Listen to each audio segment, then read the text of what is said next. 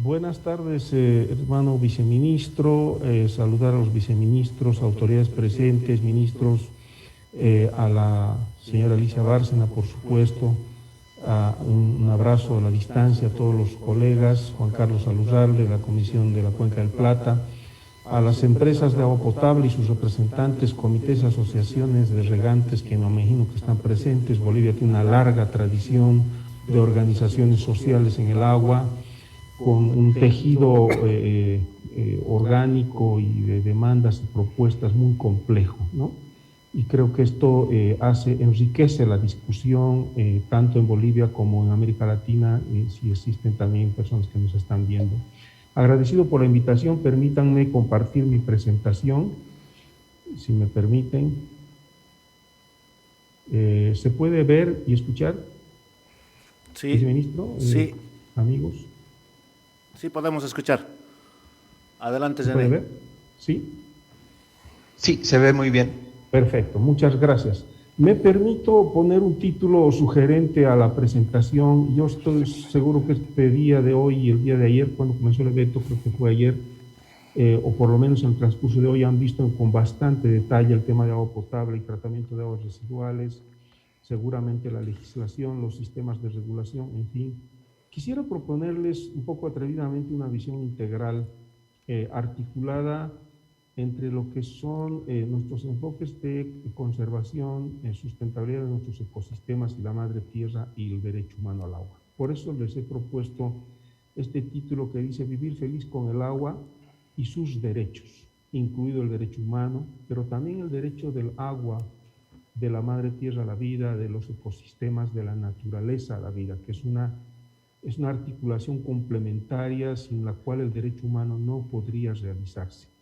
No hay posibilidad de sustentar en el futuro, hacer sostenible la provisión de los servicios de agua potable si a su vez no contribuimos a que las funciones ambientales de los ecosistemas, que son mal llamadas, diría, las fábricas de agua, diría yo, las fuentes naturales vivas del agua, si no fortalecemos dichas funciones, su ciclo hidrológico, su capacidad de regeneración y restauración. Por eso los derechos del agua están vinculados al derecho humano, pero también al derecho de los ecosistemas. Quiero sugerirles una rápida mirada a lo que está pasando en el mundo y los desafíos y los problemas que estamos enfrentando.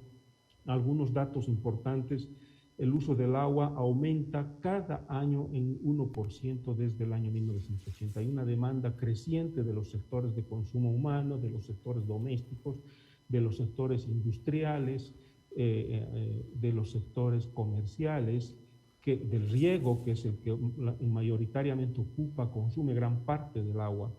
Y esto está presionando sin duda sobre la capacidad de la naturaleza y los ecosistemas para satisfacer esa demanda de agua. Este crecimiento está además combinado con un crecimiento de nuestras ciudades, nuestros enfoques de desarrollo industrial, de desarrollo económico, de riego productivo para la agropecuaria, de usos vinculados a los cultivos extensivos y, en fin, que tiene que ver mucho con los patrones de consumo. La agricultura, sin duda, ocupa una gran parte, casi el 70% de la extracción de agua está vinculada a la agricultura, por tanto al riego. El segundo factor es la industria y, por supuesto, el consumo doméstico. Por eso el gran reto que tenemos es en distribuirnos el agua. No hay posibilidad de garantizar el derecho humano al agua si a su vez no distribuimos equitativamente y no establecemos prelaciones en el uso del agua. Por eso yo observo con mucho interés, particularmente, y los invito a que lo hagan, estos intentos de construir marcos jurídicos y regulatorios explorando la definición de la prelación del agua. Este debate tan intenso que hemos tenido, que ha tenido Bolivia, que están teniendo muchos países en procesos de reforma constitucional, que dicen cuál es primero, el derecho humano al agua o el derecho para el riego o el derecho para la industria. Está primero el consumo humano, está primero el consumo para la producción de alimentos. Este debate, que es muy importante, que es necesario tenerlo, sin duda hay que plantearlo en términos de complementariedad, hay que plantearlo en términos de interacción entre el conjunto de usuarios que hacemos, que accedemos a estos recursos no de manera separada o sectorial, sino accedemos recurriendo a los ecosistemas que de manera integrada nos proveen este líquido elemento tan importante que tenemos que distribuirlo equitativamente para los distintos usos. En consecuencia, en la discusión sobre la complementariedad de derechos entre el derecho humano al agua, el derecho de los ecosistemas y la naturaleza al agua, el agua para producir alimentos, es muy importante, más ahora aún, hoy en día, en el que el tema de la seguridad alimentaria está sobre la mesa dada la crisis mundial. Eventos extremos que adicionalmente ponen fuerte presión a la distribución del agua, al acceso al agua, ¿no? Gran parte de los desastres, casi el 90% están relacionados con el agua. Estamos hablando de inundaciones, estamos hablando de sequías, billones de personas afectadas por el agua por estos eventos extremos a nivel mundial. Las sequías representan el 5% de los desastres naturales, más de 1.100 millones de afectados en los últimos años, a partir del año 1995, y pérdidas millonarias vinculadas a estos eventos extremos.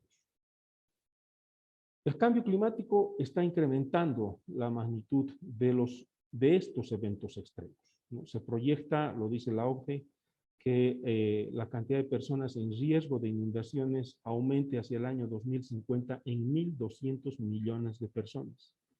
Alrededor de 1.600 millones de personas hacia el 2050, actualmente 1.200 millones. Es decir, no podemos plantear la discusión del derecho humano al agua si a su vez no estamos en condiciones de asegurarnos que dichas fuentes de agua nos garanticen la seguridad, la resiliencia de nuestros sistemas de agua potable y alcantarillado, de nuestros sistemas de riego. En consecuencia, el derecho humano al agua es un concepto, es un criterio, diría yo, que tiene sus connotaciones jurídicas que van más allá estrictamente de la provisión de agua para consumo humano, uso doméstico, y que se vinculan también a asegurar las condiciones para que los ecosistemas proveedores de agua, la infraestructura tradicional y la infraestructura natural que podamos construir, fortalecer en términos de funciones ambientales de los ecosistemas, nos garanticen que no seamos a su vez afectados por esos eventos extremos, que nuestras propias infraestructuras de agua potable no sean dañadas y por tanto el tema del derecho humano al agua esté afectado por externalidades, que ya no son externalidades, hacen parte del proceso de los procesos climáticos, terminen destruyendo lo que vamos construyendo con gran esfuerzo, con inversiones públicas e inversiones sociales y comunitarias y también privadas. Los conflictos por el agua generados por estos eventos extremos, por las sequías que van mermando la disponibilidad de recursos hídricos, ponen también en riesgo el derecho humano al agua. ¿De qué conflictos estamos hablando? De conflictos nacionales, subnacionales y también de conflictos transfronterizos.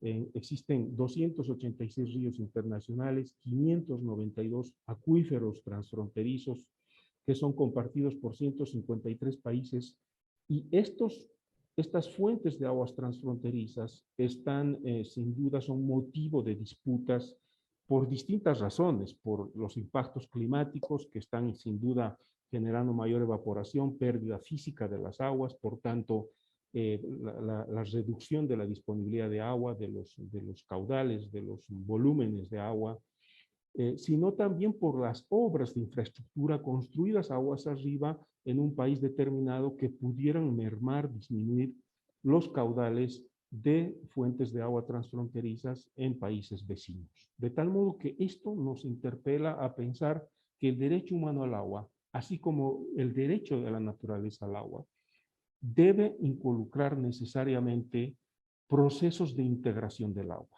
procesos de construcción de acuerdos en términos de uso, construcción de infraestructura, fortalecimiento de funciones ambientales de cuencas transfronterizas, acciones conjuntas para justamente fortalecer esas funciones ambientales, evitar la contaminación. Estoy pensando, por ejemplo, para hablar de Bolivia, de la cuenca del Pilcomayo. Recientemente hemos visto un caso gravísimo de contaminación, voy a hablar ahora de eso también, del lago Titicaca, que ha tenido algún impacto por la falta de plantas de tratamiento de aguas residuales, por el vertido de aguas grises, del río Suches, de la cuenca de la hidrovía de Paraná-Paraguay, la cuenca del Mauri. Estoy hablando de otras cuencas más que hacen la gran cuenca amazónica, las macrocuencas donde tenemos impactos por actividades mineras. Estos contextos requieren una acción conjunta entre los países a través de organismos multilaterales. El multilateralismo es un factor esencial, sin duda, en mi perspectiva, para garantizar no solo el derecho humano al agua, sino también el derecho de la naturaleza al agua y la posibilidad de que las fuentes de agua sigan brindándonos esos servicios tan importantes para los distintos usos. Fíjense ustedes que entre el 2000 y 2009 se registraron 94 conflictos transfronterizos por uso de agua. Entre 2010 y 2018 se registraron 263 conflictos transfronterizos. Es decir, los conflictos que hemos vivido, que lo estamos viviendo, tienen escala local, microlocal, nacional, subnacional, de microcuencas y de cuencas, y también tienen connotaciones transfronterizas, por lo que es muy importante trabajar en múltiples niveles esta red, este soporte jurídico, institucional y regulatorio que debe darse en contextos multilaterales precisamente para garantizar el acceso al agua y que esa agua natural, que en la jerga, en la nomenclatura de servicios de agua potable se llama agua cruda, luego pueda ser potabilizada o pueda ser distribuida en condiciones de agua segura o que pueda ser usada para riego, para la producción de alimentos. Un reto sin duda que tenemos es el reto a la adaptación al cambio climático en ciudades. Nuestras ciudades están creciendo aceleradamente. América Latina y el Caribe tiene una población muy importante en las áreas urbanas, casi 80% se ubica en las áreas urbanas a nivel global, hay megaciudades que están creciendo de manera importante y esto sin duda afecta, exige primero garantizar las fuentes suficientes de agua, exige dialogar entre los sectores de uso, los sectores de agua potable con los sectores de riego, de tal modo que ambos también puedan distribuirse las aguas para garantizar los alimentos. La seguridad alimentaria es muy importante. Implica que además las fuentes de agua subterráneas en áreas urbanas sean preservadas de la contaminación, los acuíferos, la napa freática. Hay retos importantes que hacen también al derecho humano al agua, no solo la prescripción jurídica en el papel que de por sí no nos garantiza, sin duda, el acceso en condiciones adecuadas, en calidad, cantidad, temporalidad adecuada a las fuentes de agua. Esto sugiere además un diálogo entre los prestadores de servicios de agua potable, las empresas públicas, en algunos casos de países latinoamericanos privadas o mixtas, o servicios concesionados, los pequeños operadores de agua potable que son miles y miles a lo largo de América Latina. Eso caracteriza también a la prestación de servicios y al uso y acceso a agua potable. Así como hay miles de comunidades campesinas e indígenas, cada una de ellas sin duda tiene algún sistema de agua para consumo humano, además en muchos casos de un sistema de agua para riego. ¿Cómo separar el agua potable del agua para riego cuando en comunidades campesinas e indígenas por el mismo canal de agua, el mismo cuerpo receptor de agua o por la misma río o manantial o acequia, discurre el agua que se usa para riego y se usa para consumo humano, se usa para uso pecuario. Entonces, estas separaciones que hacemos a veces con una visión muy urbana no nos deja ver que en el ámbito rural están muy imbricados, muy consubstanciados los usos del agua, por lo que hay que pensar, y eso alude también a una discusión de reformas constitucionales, de construcciones legislativas sobre la prevención del uso del agua, hay que pensar que en la realidad las aguas se complementan en términos de usos y en términos de gestión. Por supuesto, el agua está en diferentes sectores económicos, ya lo hemos dicho, en la agricultura, que tiene un peso significativo en el Producto Interno Bruto. Comemos con el agua, nos alimentamos con el agua, nuestra identidad cultural vinculada a nuestros alimentos, a nuestros paisajes agrícolas, pecuarios, a a nuestras riquezas de agrobiodiversidad, en fin, están vinculadas con el agua. Y por supuesto, nuestros ecosistemas, nuestras cuencas, microcuencas, están vinculadas con el agua. Por eso hay que pensar en un tejido muy ceñido, muy, muy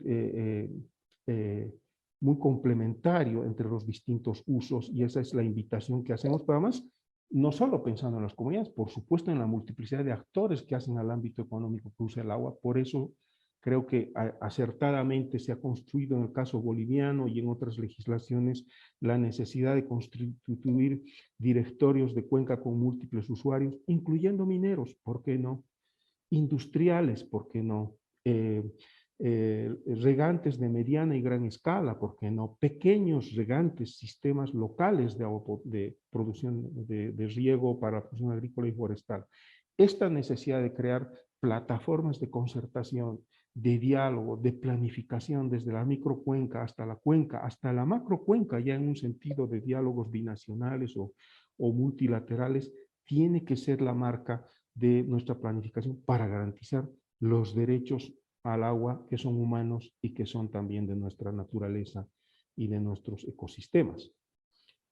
Justamente por eso planteamos la planificación en múltiples niveles. El desafío tan grande que tenemos es la contaminación del agua. Contaminación producida por descargas de aguas residuales grises, negras, por descargas de aguas residuales industriales, aguas residuales mineras, en algunos casos petroleras, aguas no tratadas. Aquí hay temas vinculados a la regulación, no solo a un enfoque de desarrollo o a un modelo de desarrollo. A veces se ha dicho, la contaminación del agua por la minería y la industria es culpa del modelo de desarrollo extractivista, desarrollista. Sin duda, el extractivismo tiene un impacto, pero en gran medida hay soluciones que pueden acompañar la construcción de industrias responsables. Tecnologías para tratar las aguas residuales, industriales, mineras y petroleras antes de vertirlas a las cuencas, a los cuerpos receptores, a las quebradas, a los ríos. Están los diques de colas, ha rebalsado un dique de colas, creo, en estos días, en el Pilcomayo. Eso es dramático. Y tiene que ver también con otro componente, la regulación, el monitoreo de esos diques de colas, de esas plantas de tratamiento de aguas residuales industriales, mineras y petroleras, que deben ser controladas, y eso alude a instituciones de regulación, ¿no? Fíjense ustedes la cantidad de agua que se vierte en nuestros cuerpos receptores, nuestros ríos, nuestras lagunas. 1 litro de agua residual contamina 8 litros de agua dulce. Tenemos que resolver esta contaminación usando distintos instrumentos, tecnologías, técnicas, prácticas, cultura del agua, regulación rigurosa. Eso requiere construcciones normativas, regulación y controles sociales, locales, proactivos, constructivos, diálogos en las cuencas, construyendo plataformas de cuencas de concertación de uso, directorios de cuencas, llámense como se llamen, comités de cuencas.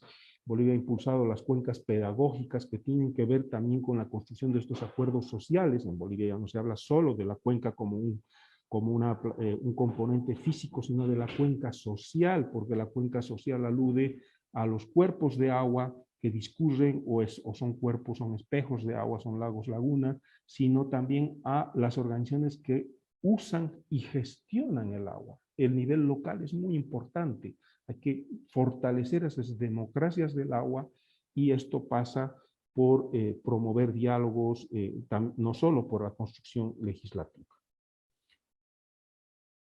Este mensaje importante, la meta es el camino, y el camino es que los sistemas de agua sociales y naturales, porque deben verse de manera conjunta, sean sostenibles y resilientes. No es la meta, es el camino, y en el camino vamos construyendo complementariedad de derechos entre el derecho humano al agua, el derecho de los ecosistemas al agua, de la madre tierra al agua, el derecho de producir alimentos con el agua, para comer, para vivir, para tener nuestra identidad, para alimentarnos sanamente, la gestión del recurso hídrico de manera armónica con el entorno ambiental. La infraestructura tradicional o llamada infraestructura civil no puede ser destructiva de la infraestructura natural, debe construir una infraestructura más bien natural en términos de fortalecer el paisaje, las funciones ambientales, el ciclo hidrológico, prevenir riesgos, en fin, los ecosistemas deben fortalecerse con la construcción de infraestructura y no ser esta segunda invasiva de los ecosistemas. Los principios de restauración, de regeneración, de reposición, de resarcimiento son vitales, son esenciales en todo proceso de planificación y en la construcción de una cultura del agua.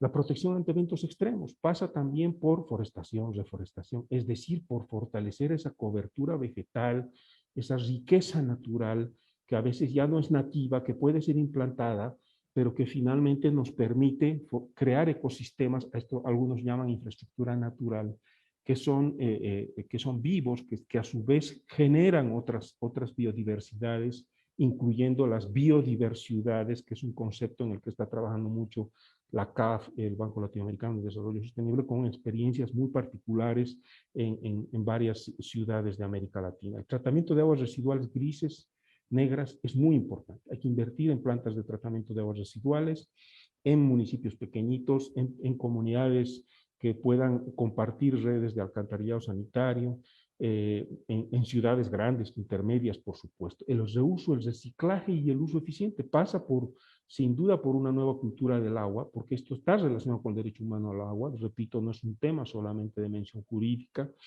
El reuso y el reciclaje implica también regulaciones para la introducción en nuestros países de tecnologías de uso eficiente, ahorradores de agua, en fin, vinculados justamente a evitar el desperdicio del agua. La gestión del agua con enfoque de cuenca, pero no solo de cuenca física, sino de cuenca social. Las cuencas son sociales. Ya cuenca quiere decir un cuerpo natural donde vive la gente, donde come la gente, donde usa el agua, gestiona el agua, se la distribuye, donde tienen turnos, tienen porcentajes, tienen largadas para distribuirse, donde tienen aguas en canales abiertos, en tuberías, donde tienen piletas públicas, donde hay sistemas de administración pequeños, medianos, grandes, desde los más simples hasta los más complejos, con empresas de agua ya con sistemas administrativos computarizados, hasta pequeñas comunidades que tienen apenas sus actas en los que los comunarios pagan una cuota para, por ejemplo, restituir o ampliar las tuberías de distribución de agua. Estos son temas que son esta complejidad de múltiples niveles, múltiples actores, hacen a la diversidad social del agua. Por eso es que el agua es social y el agua también es natural. Importante construir una gobernanza, la gobernanza que llamamos la gobernanza climática multinivel. Esto es un componente central para justamente garantizar la adaptación en un contexto de cambio climático. El agua para la vida y el agua para la alimentación es un enfoque que debe ser parte en una perspectiva de derechos entretejidos, donde el derecho humano al agua es importante. La CAF está trabajando justamente en apoyar este tipo de iniciativas, por supuesto los emprendimientos de los países, algunas ideas centrales en que la CAF hace hincapié, vinculados al agua y al saneamiento como derecho humano, sin duda, el agua al centro del desarrollo sostenible, no puede haber desarrollo sostenible sin el agua, el enfoque intersectorial del agua, pero además el tejido intersectorial del agua y el cumplimiento de los objetivos de desarrollo sostenible. Tenemos muchos proyectos en América Latina y el Caribe. Bolivia hemos tenido experiencias interesantes con el programa Mi Agua, Mi Riego, plantas de tratamiento, casos de atención de emergencias, infraestructura de construcción urgente para resolver temas de precariedad en el acceso y la disponibilidad de agua. Y esto debe formar parte, en nuestra opinión, cuestión a la que estamos plenamente abiertos de contribuir a un diálogo donde las instituciones financieras como la CAF y otros más, sin duda, deben ser muy abiertos, muy propositivos y constructivos en la perspectiva de contribuir a estos criterios para garantizar la sostenibilidad y la resiliencia del agua a los que me he referido hace un momento. Y termino con esta frase tan sabia de un proverbio chino que dice: cuando bebas agua, recuerda la fuente. Muchas gracias.